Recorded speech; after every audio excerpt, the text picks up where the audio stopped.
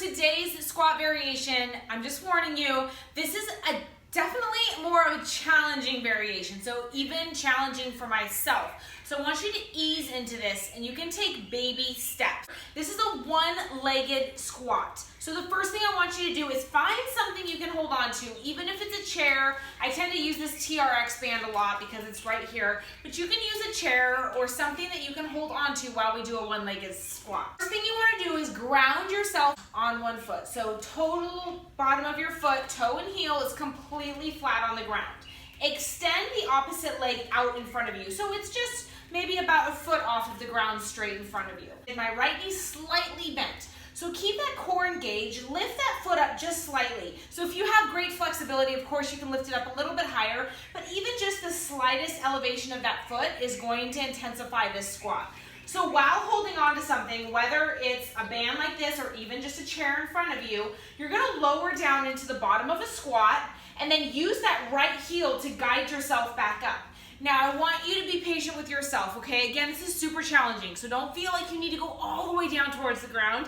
Even just a mini squat to really challenge yourself. So let's get 5 on either side. So coming down, right foot is completely grounded, holding on to something. Eventually you'll be able to do these without holding on. But for right now, hold on to something. Come down, keeping that chest lifted, down into a low squat, as low as you can go, but don't force yourself. Just kind of get comfy in this squat. And then guide yourself back up. Squeeze and engage that core and leave your foot elevated. So you don't want to drop that foot down. Keep it elevated for as many as you can do. So take it down, again, coming back, so the booty is back, the knee is never going over that toe, and then rising back up. Coming down, maybe you challenge yourself and slowly get a little bit lower once you get more comfortable with this squat. But again, even just starting with a tiny little squat and then pressing yourself back up is very effective. So 2 more, taking it down, core's engaged, rise back up.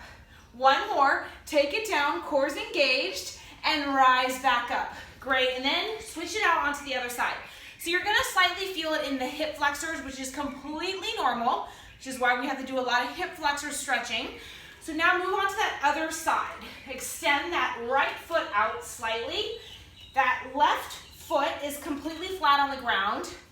When you feel strong and ready, lower back down into that squat, keeping that foot elevated. Rise back up, using your heel to rise up to the top. At the top of the squat, again, don't forget, you want to give that extra little squeeze to the glutes. So take it down and rise back up. Take it down, squeeze, engage, and rise back up. Let's get 2 more. Take it down, squeeze and engage, rise back up.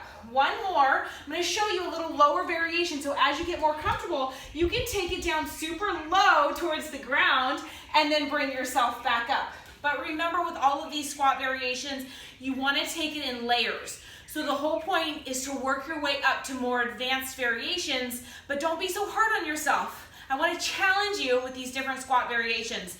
So give that a try, and even if you just incorporate a handful of these single leg squats, I want you to do that, and then you can work into a different variation. So I hope that you enjoyed that.